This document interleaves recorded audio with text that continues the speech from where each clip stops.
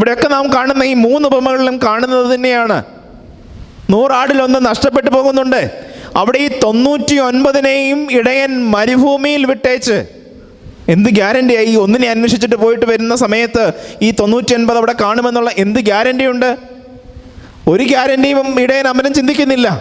ഇടയനെ സംബന്ധിച്ചിടത്തോളം ആ നഷ്ടപ്പെട്ടു പോയ ആടിനെ കുറിച്ചുള്ളതായ അങ്കലാപ്പാണ് ഇടയൻ്റെ മനസ്സിലുള്ളത്.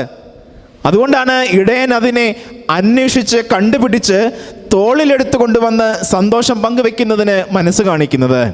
നമ്മുടെയൊക്കെ ജീവിതത്തിലും, വ്യക്തി ജീവിതത്തിൽ, കുടുംബജീവിതത്തിൽ, നമ്മുടെ ആത്മീയ ജീവിതത്തിലൊക്കെ നമ്മുടെ അജ്ഞത കൊണ്ട് നഷ്ടങ്ങൾ ഉണ്ടായിട്ടുണ്ടെങ്കിൽ ആ നഷ്ടങ്ങൾ നികത്തുന്നതിന് നാം ബോധപൂർവം ആഗ്രഹിക്കുകയും അതിന് പരിശ്രമിക്കുകയും അതിന് വേണ്ടുന്നതായ കാര്യങ്ങൾ യഥാസമയം ചെയ്ത് അതിലൊരു സന്തോഷം കണ്ടെത്തുന്നതിന് കൂടി നമുക്ക് കഴിയണം.